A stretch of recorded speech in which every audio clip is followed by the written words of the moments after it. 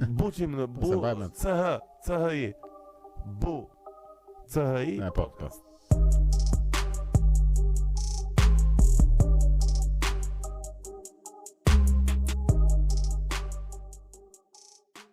Është viti 2026. Nicolas Maduro ndodhet në një qeli para burgimit në Brooklyn. Ama duhet të sqarojmë diçka që në fillim. Përpara se librat e historisë ta thajnë bojën e këtij kapitulli dhe të shkruajnë çfarë i do qefi atyre, nuk ishte thjesht një operacioni Delta Force amerikane që e rrëzoi atë. Nuk ishte thjesht një marrëveshje politike e errët pas dyrëve të mbyllura etj. Prangat të cilat u panë në lajme në janar të vitit 2026 nuk u farkëtuan atë ditë. Ato ishin përgatitur 10 vite më përpara. U farkëtuan nga një katastrofë ekonomike aq e plot, aq e pamëshirshme, aq matematikisht absurde, saqë e ktheu vendin më të pasur të Amerikës së Jugut në një vend krimi. Imagjino këtë skenë për një moment. Ti je i ulur mbi një pishinë të mirëfillt ari. Ke më shumë naftë se sa Arabia Saudite. Ke plazhe parajs, tokë pjellore, popullsi të arsimuar dhe për çudi vdesurie. Jo vetëm thjesht të falimentosh. Ti fshin 80% të ekonomisë brenda vetëm një dekade. Si humben $100 miliard pa ndërtuar asnjë urë të vetme? Si e shndërron dot një ekonomi ku një filxhan kafeje të jetë një luks prej $3 milion? Sot nuk po flasim vetëm për arrestimin, sot po flasim për të gjithë faturën. Le të themi përpiqemi të bëjmë një audit mjekoligjor i vetvrasjes financiare më spektakolare në historinë moderne. Kjo është ekonomia që e çoi Maduro në pranga. Dhe si fillim është kurthi i arit zi. Ose si ta fitosh llotarinë dhe prap të përfundosh komplet i falimentuar. Për të kuptuar pse Maduro sot është ulur në një qeli, duhet të kthehemi pas në momentin kur u vendos kurthi. Gjithçka nis me një numër, 300 miliard. Aq ishte pak a shumë numri i fuqive të rezervave të provuara të naftës në tokën venezueliane. Është depozita më e madhe e naftës në planet, më e madhe se sa ajo e Arabisë Saudite, më e madhe se sa ajo e Shtetet e Bashkuara. Një bilet gjeologjike llotarie. Në teori duhej që çdo venezuelian të ishte milioner sot.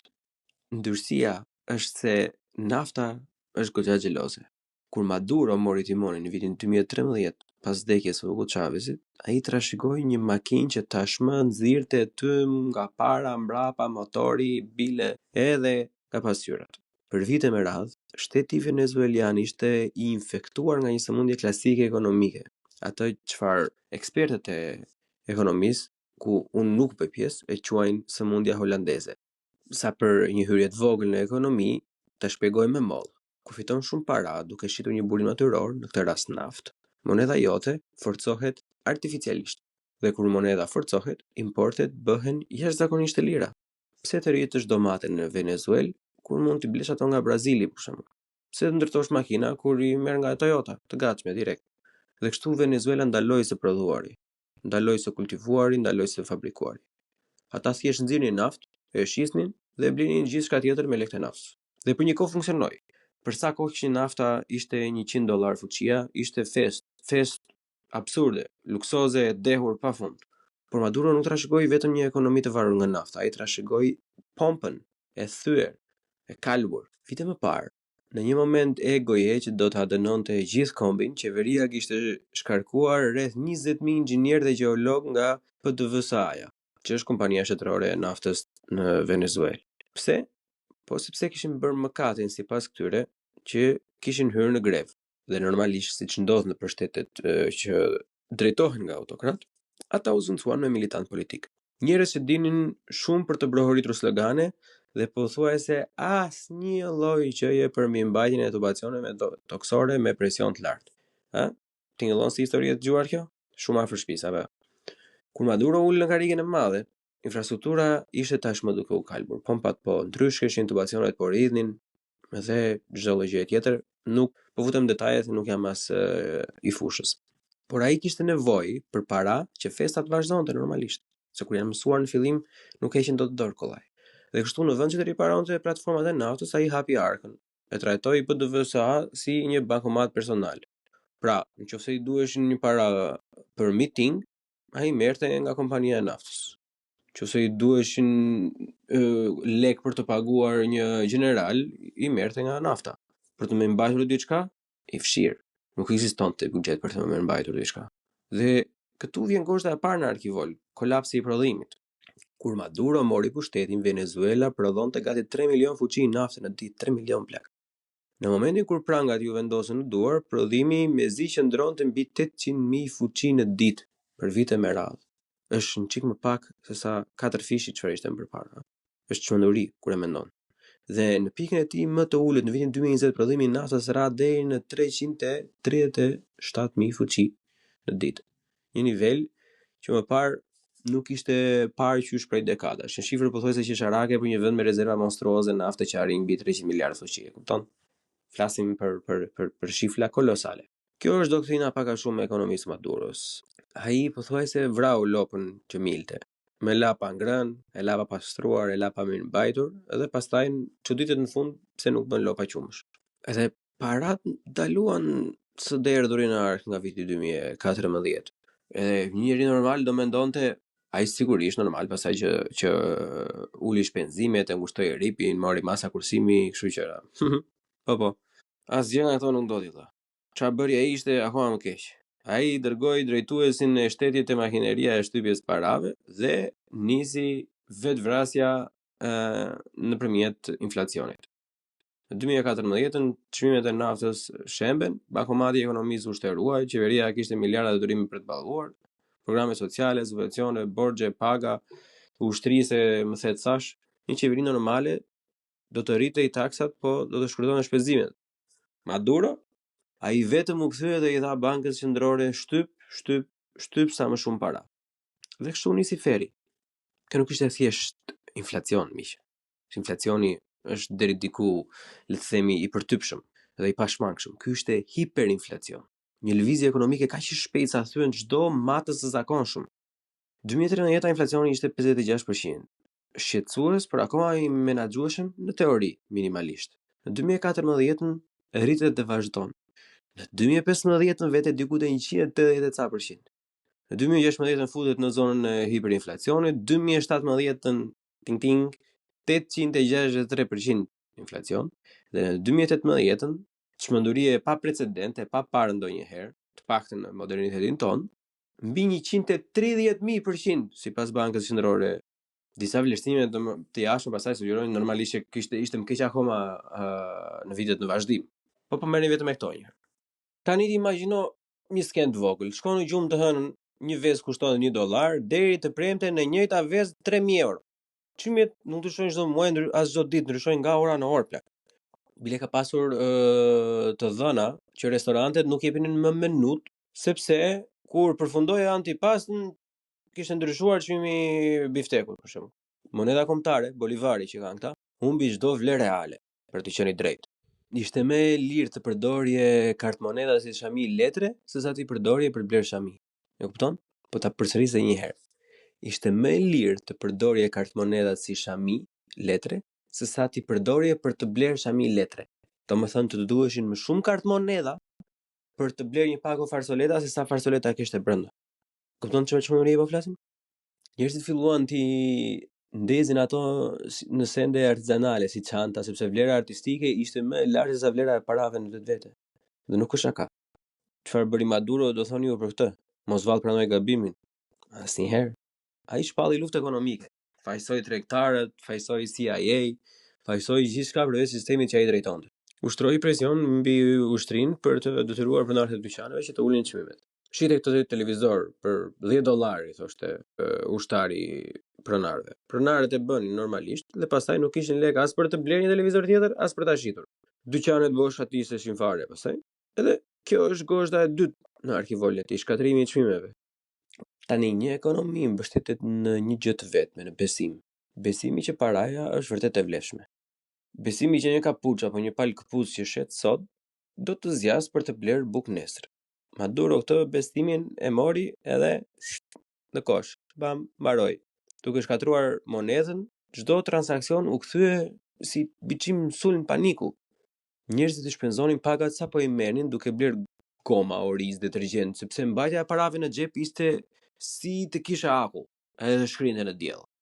Por nëse mendon se humbja e kursimeve është e keqe, dale, të vemi te ushqimi, sepse kur paraja vdes, fillon uria. Dhe këtu historia ndron nga një tragjedi financiare në një show horror humanitar. Në 2016, një nga shakat më të errta filloi të qarkullonte në rrugët e Caracasit. U quajt dieta Maduro. E punchline-i ishte të hollon, të dobson, por nuk të arrit forcën. Normalisht nuk ishte qesharake, por kur je i urritur, humori është i vetmi ushqim që të ka ngelur. Sipas një studimi universitar në Venezuelë, Encovi, vetëm në 2016 pothuajse 75% e popullsisë humbi mesatarisht 8.6 kg. 8.6 kg nga pesha e tyre trupore për shkak të mungesës së ushqimit. Mesatarisht, çmenduri. Edhe se mos thot ndonjëri, jo po shkonin në palestër e po mbaheshin mirë, jo.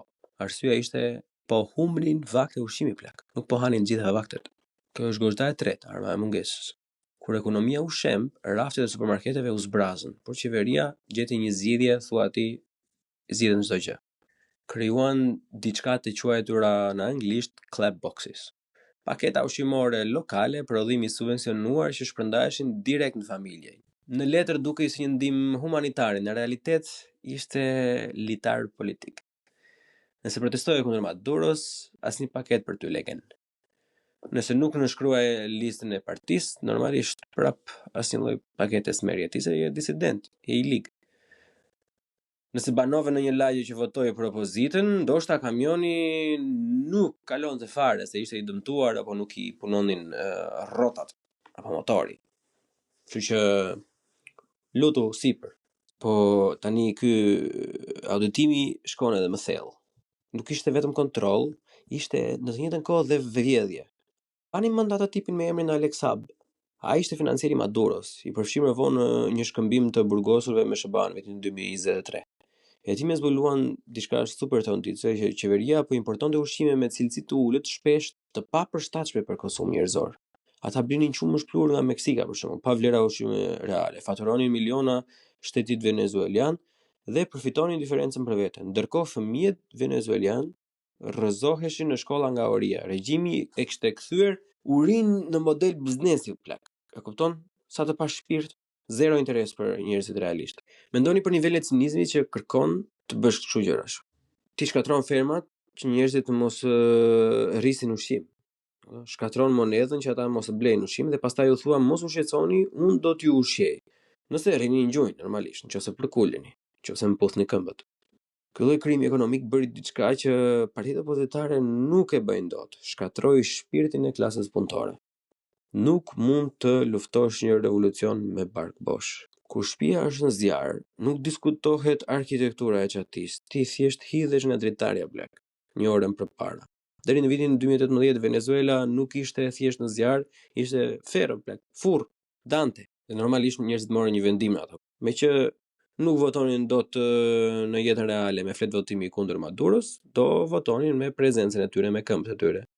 Kjo ishte gozhda e katërt, hemoragjia e kapitalit njerëzor, që nga 2014 rreth 7.7 milion venezuelian kanë braktisur vendin. 1/4 e popullsisë plak. 25% e popullsisë së Venezuelës nga 2014 janë larguar nga vendi. Në Shqipëri është akoma më shumë, por ne nuk na e mban. Tani 7.7 milion është njësoj si kur e gjithë Zvicra të çojë një ditë. E të ikte komplet, ta linte bosh Zvicrën. Kjo është kriza më e madhe e zhvendosjes në historinë e hemisferës perëndimore, për sa i përket numrave, jo përqindjeve se ne jemi më keq. Më e madhe se sa në Siri në disa momente. E mendoni plak. Siria po bombardoi, binin bomba lart e poshtë, majtas djathas. Këta s'kishin asnjë lloj pushimi të huaj. Kush u largua do thoni ju të gjithë apo? Ama siç ndodh në shumë vende ku politika e vret vendin, largoheshin sidomos njerëzit që duhen për të drejtuar një vend. Mjek inxhinier, mësues, teknik nafte, ku dëgjon, vërja emrin çfarë duash ti. Imagjinon një spital në vitin 2019 në Caracas, dritat i hiknin sepse rrjeti elektrik dështoi. Gjeneratori i emergjencës nuk funksionon sepse pjesët janë vjedhur. Chirurgu do s'është më atje se ka ikur ku dëgjon në Miami apo në një vend tjetër që paguhet shumë herë më shumë. Çfarë do bësh ti? Edhe kjo në fakt është kostoja e fshehtë që në fund e rrëzoi Maduron. Se nuk humbi vetëm para, humbi trurin që do ta rregullonte ekonominë. Kur platforma e naftës dështoi, ekspertët që duheshin ishin ku dëgjon, diku në Atalanta apo në Boston. Kur jeti elektrik ra, inxhinierët elektrikë që i duheshin i kishte në Madrid apo në Berlin, edhe mbeti duke udhëhequr një vend të mbushur me fantazma, pleq, dele e tjerë. E dëshpërimi arriti pastaj normalisht për masat biblike. Ne kemi parë njerëz në për këto dokumentare të ndryshme që kanë qenë në këmbë mes derjen nga xhumblat më të rrezikshme në tokë, vetëm si të arrinin kufirin e Shtetet Bashkuara të Amerikës. Eksod masiv. Për çfarë bëri fillimisht e lehtësoi pak presionin. Më pagoja për të ushqyer, por në fund po shtoroi regjimin në arenën globale. Literalisht e po shtoroi. Se ti vërtet mund të bësh, mund të thuash çfarë të duash me propagandën e parajsës socialiste, por kur 1/4 e popullsisë zgjedh të rrezikojë jetën në xhungël në vend të parajsës tënde, çdo gjë është e qartë pastaj apo për çfarë po flasim. Dhe tani që ne merremi me këtë lajm, miliona zëra të diasporës u bën lobi më e fortë kundër tij. Ishin ata që dërgonin remitanca në shtëpi duke mbajtur familjet e tyre gjallë me transferime $20, ndërkohë që lutnin botën për të ndërhyrë. Por nëse mendon se lajmi i njerëzve ishte fundi i kolapsit, je duke humbur goditjen më të fortë, momenti kur u fikën dritat. Kishte gozhda e pestë, dita kur toka u ndal, kolapsi i infrastrukturës. Je në ashensor në katin 20. Je në një tren në metro thellë në tokë. Je një kirurg me brisk në dorë, gati të bësh një prerje dhe pastaj bam. E ikën dritat. Në mars të 2019-s, Venezuela u zhyt komplet në errësirë. Jo për një orë, jo për një ditë. Po thuaj se një javë tërë. Një javë tërë. Ishte blackouti më i madh. Hidrocentrali Guri, kështu e emri Guri, një nga centralet më të mëdha hidroelektrik në botë, që furnizon 80% të energjisë vendit, dështoi. Tani a ishte kjo një armë pulsuese elektromagnetike nga alienët? Sipas Maduros, po. Ai fajsoi një sulm kibernetik të orkestruar nga Shtetet e Bashkuara dhe nga senatori Marco Rubio, duke pretenduar se diga ishte hakuar nga një laptop në Washington.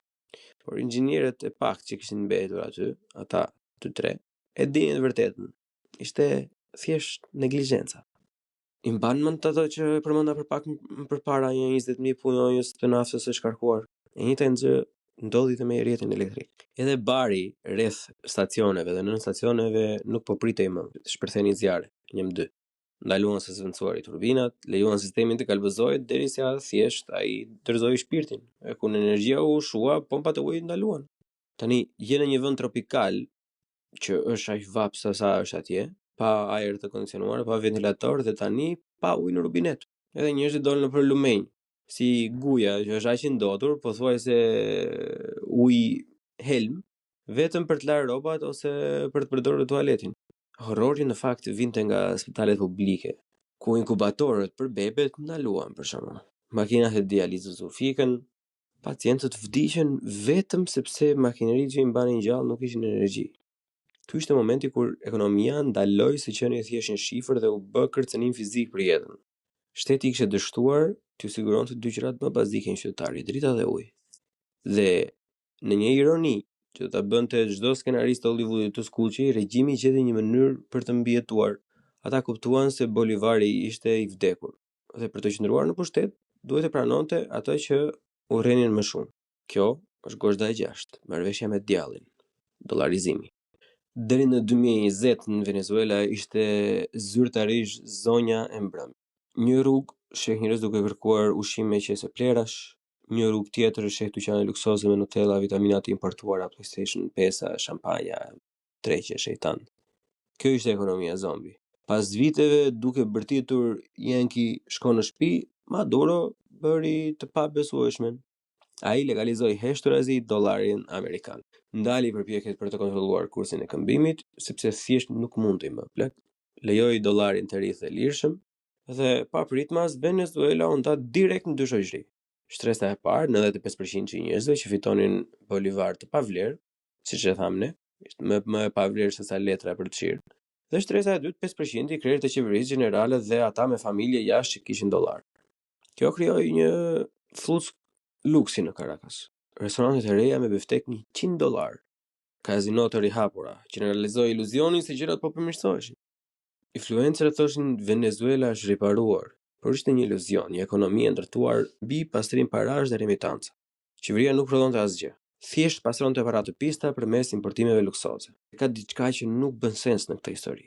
Nëse industria e naftës dhe çdo gjë tjetër kishte vdekur dhe ata nuk mblidhin taksa, nga dilnin gjitha këto para për të blerë besnikrin që përdorte regjimi. Si paguaj një general që të mos arrestoj filanin apo fistekun? Ti ktheheshte monedha më e vjetër në botë, ari. Dhe nuk po flasim për arin e pastër të dokumentuar që ruhet nëpër depo, gozhda e 7, arku i arit dhe paratë të gatshme. Kur nafta u shterua në thonjza, Maduro hapi një hartë të Amazonës venezueliane, një nga vendet më biodiverse në planet, dhe tha, gërmoni deri në fund. Ai krijoi të ashtuquajtën Orinoco Mining Arc, një zonë më e madhe se Portugalia dhe hapi dyer për minerat e arit. Por kjo nuk ishte një minierë industriale me standarde sigurie.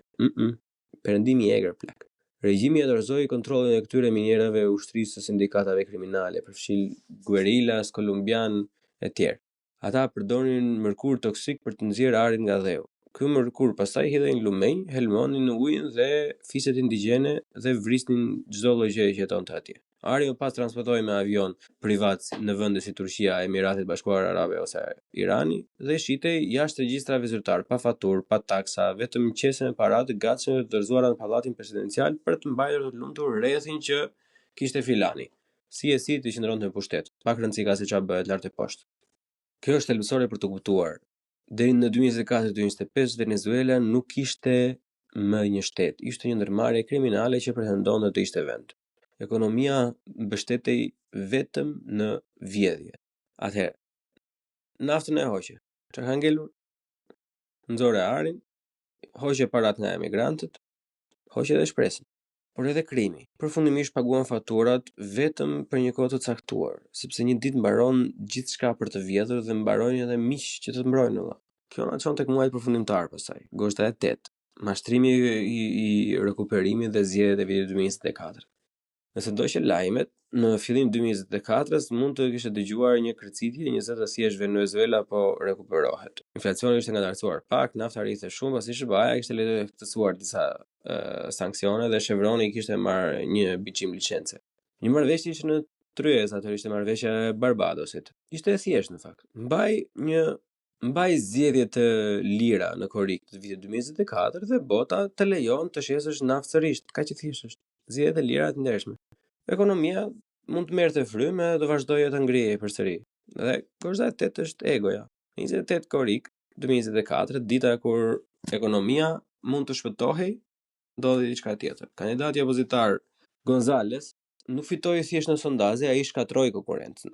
Dhe vlerësimet flasin për një 70-30 në favor të tij. Kështu thoshin ata, exit pollet e plotësore që bëjnë njerëzit. Tash Maduro kishte një zgjidhje. Opsioni A ishte pranonte humbje, negocijonte një marrëveshje amnistie, shkonte në plazh në Turqi me milionat e tij dhe lejonte vendin të rekuperohej valla. Okej, i vodhe, nuk do ta marrim jetën, por lëre të bëhet. Ose opsioni B, pastaj vit votën, ktheje tavolinën komplet dhe dënoje ekonominë të vendin tonë, njerëzit e tu në izolim të përhershëm. Normalisht ai zgjodhi B-n, se ndryshe s'do ishim këtu ku jemi, nuk do isha duke treguar këto që po tregoj. Shpalli fitore refuzoi të tregonte rezultatet e votimeve, arrestoi protestuesit dhe kështu linja e jetës ekonomike pa u ndërprer. Shtetet Bashkuara thanë marrëveshjet përfundojnë sanksionet. Kthehen investitorët e huaj, larguan çantat dhe ikën. Ky ishte momenti kur verdikti u firmos vërtet, sepse deri në 2024 Maduro mund të fajsonte imperializmin, mund të fajsonte sanksionet, mund të fajsonte këtë donte. Por tani ai kishte një qelës të ardhur për të zhbllokuar sanksionet dhe ai vendosi ta hedhë valla, ta hedhë në lum. Ai provoi botës, por në fakt edhe gjithë ushtrisë, ose të ashtu quajtur ushtrisë të tij, diçka që derisa ai të ishte në pushtet, Venezuela nuk do bënte me lek plak, nuk do rekuperohej ndonjëherë. Ai ishte kthyer një bllokim komplet. Ai ishte një ngërç. Dhe pastaj kur gjeneralët nuk mund të paguajnë më ushtarët, sepse presidenti është antipatik, është radioaktiv, nuk duan të afiliohen me të, besnikëria fillon të kalbëzohet. Gozhda e 9 është karta në lër nga presidenti te kokat e kartelit. Kur ekonomia e naftës vdiq dhe ekonomia e arit nuk mjaftonte më, shteti u kthye tek malli më fitimprurës i Amerikës së Jugut. Ting, e gjete, kokaina. Për vite, tuaset amerikanë ndiqnin kartelin e diellit, Cartel de los Soles. Pse diell? Sepse në ushtri venezuelane, generalet mbanin shenjat e diellit në polete. Akuza? Qeveria venezuelane u bë dega logjistike e trafikut të drogës. Ti imagjinoj, një post droge normalisht duhet të fshihesh nga policia, tani imagjino ti je policia plak. Për ne është thjesht për ta imagjinuar sepse në Shqipëri kjo ndodh shpesh, fatkeqësisht. Kontrollonin radarët, portet, hapësirën ajrore, biznes perfekt valla. Ishte çdo gjë e qëndisur nga fillimi deri në fund. Por ka një kapje ekonomike kjo gjëja. Një narkoshtet është i paqëndrueshëm nga natyra, sepse tërheq vëmendjen e aktorëve të mëdhenj, tërheq vëmendjen e Shtetit Bashkuar në këtë rast. Departamenti i Drejtësisë nuk po shikonte më Maduron si politikan, po shikonin si kur të ishte biçim El Chapo. Por ajo shuma për $15 milion që ishin vënë mbi kokën e Maduros, e kishte kthyer këtë si biçim bilet lotarie lëvizte kudo. Kudo që vinte ai në një dhomë me trupërat e tij, duhet të pyeste veten tani është trupëra im ky, po më mbron vërtet apo është dikush i duhen $15 milion. Se kur ekonomia ishte në falimentin, besnikëria ka gjithmonë një çmim dhe $15 milion janë një çmim mjaft tërheqësh për shumë ushtar të uritur plak. Kudo që të jenë këta. Kjo ekonomi kriminale izoloi plotësisht filanin dhe aleatët e tij, pastaj Kina, Brazili, qeveritë e majta të rajonit dhe të globit filluan të distancoheshin deri diku. Askush nuk donte të bënte biznes me një njerëz që kishte akt akuz nga DOJ mbi qaf. Pavarësisht se bëjnë sigur zihen me njëri tjetrin, prapë është e keqe situata. Shumë e keqe për biznesin. Pra në fund të 2025-s Maduro ishte virtualisht vetëm. Paratë e naftës ishin shtukur, njerëzit ishin larguar ose të uritur, infrastruktura kishte vdekur, ushtria e papaguar dhe të tunduar nga shpërblimi i jashtëm tashmë. Muret po binin, avash. Realiteti ekonomik më në fund kishte rrethuar të gjithë fantazinë politike. Dhe kështu arrin tek 3 janari i vitit 2026, kolapsi përfundimtar. Gozhda e 10, fundi i rrugës ku Çeku ktheu borxhin. Historia na mëson një mësim të padiskutueshëm për diktaturat. Mund të mbijetosh duke u rryer, mund të mbijetosh edhe në aksione, mund të mbijetosh edhe nga një gru shteti, apo edhe 2, por nuk mund të mbijetosh kur truprohet e tua kuptojnë se ka një të ardhme më të mirë pa ty. Pse ndodhi tani? Pse 3 janar? Mbase nuk e dim, mbase ja fusin kot, por unë mendoj që është pika ku matematika ekonomike arriti 0. Raportet që qarkullojnë për këto kanale që unë ka përdorur për të bërë këtë researchin, edhe nga miku im, thonë që diku nga muajt e fundit të 2025-s pagesat e ushtrisë filluan të vonoheshin ose të ishin më të ulta se zakonisht. Minierat e arit po shtrydheshin, në rrugët e drogës po ndërhynin patrullat agresive amerikane dhe paraja normalisht po mbaronte. Kjo na çon te koncepti ekonomik më i thellë i strukturave të stimujve. Për 10 vite stimuli për ushtrinë ishte mbro Maduro, pagohu, qëndroi sigurt. Në 3 janar stimuli ishte ndryshe. Më mirë mos të mbroj Maduron, e të fundosa një të rëmbej të bëj, më shumë shanse kam të marrë një marrëveshje lirimi dhe të ruaj pak para. Kur ekipet e Delta Force zbarkua nuk përballen me asnjë lloj mbrojtje fanatike për vdekje nga mira trupa. Po keni parë vet. Ta përballeshin me një regjim tashmë të brendshëm të kalbur. Struktura ishte e dëmtuar, një goditje vetme dhe gjithçka ra tek goditje. Pam. Ekonomia jo vetëm që dobësoi, ja hoqi komplet mburojën. E bëri atë një nga liderat në një përgjegjësi të rrezikshme. Dhe për mbledhje, ja ku jemi. Nicolas Maduro është në një qeli në Brooklyn. Por le të jemi pak të qartë për atë që po është i vërtet. Nuk ishte vetëm ideologjia politike tani socializmi e komunizmi e kështu lloj gjërash. Ishte në fakt sëmundja më e vjetër më arkaikte e humanëve që zotërojnë pushtet, që është refuzimi për të pranuar ligjet e realitetit. Ai mendonte se mund të krijonte pasuri nga hiçi, nuk e bëri dot. Mendonte se mund të hanin naftë, njerëzit nuk e bëri dot. Mendonte se mund t'i mbante të shtypur të qeveriste gjatë gjithë kohës në rrënoja, apo prapë se bëri dot. Edhe fatura e përfundimtare, ja u them unë. PBB-ja u tkur 80%. Një nga kolapset më të këqija ekonomike në kohës paqe. Varfëria në kulmin e saj, mbi 90% e popullsisë jetonte në varfëri. Migrimi pothuajse 8 milion njerëz, 25% e vendit do detyruan në emigrim. 8 milion plak. 8 milion është, nëse do t'rregojmë ne të drejtë në veten tonë mos gënjejmë, është pothuajse 4 fish. Por e themi 3 deri në 4 fish sa jemi shqiptarë gjithë në Shqipëri. Edhe moneda u shiko sa një monedhë kaq e pa vlerë sa ndaloi se ekzistuari fare. Tani normalisht do ketë gjyqe, do ketë avokat, do ketë titull mbi drejtësinë, por nuk ka asnjë sallë gjyqi të madhe mjaftueshëm për të mbajtur dhe përtypur shkallën e vërtet të asaj që kanë përjetuar venezuelianët. Nuk mund të padisësh për një dekadë të humbur. Nuk mund të rimbulsohesh për një fëmijëri të vjetur. Nuk mund të vendosësh dot një çmim mbi karriget bosh në Tryeza kur diku uleshin 8 milion njerëz që u larguan. E njëjta ekonomi që e rrezoi Maduron, gjithashtu varrosi dhe popullin venezuelian, mbuloi me vuajtje. Ai mund të ketë ikur, maksime i keq mund të ketë mbaruar, por duhet që ata të zgjohen dhe të fillojnë të rindërtojnë, se kjo është puna më e vështirë në fakt. Tani që Venezuela është e lirë nga diktatori, ka detyrën më të vështirë për të liruar veten nga e kaluara, për t'i lënë rënojat pas dhe për të ecur, le të themi, drejt të ardhmes me sy dhe mendje të hapur. Mbase është ky një mësim për ata për të mos lejuar një tjetër figurë të ketë atë farë lloj pushteti. Dhe mbani mend gjën më kryesore që ekonomia nuk ka të bëjë vetëm me paran. Ajo ka të bëjë drejt për drejt me jetën. Edhe jetën, juve mua ma zbukuroni në qoftë se lini një like, koment dhe bëni subscribe dhe shpërndani podcastin me miqtuaj. Deri herën tjetër ju përqafoj. Mirupafshim. Buçim në bu, CHI, bu, CHI podcast.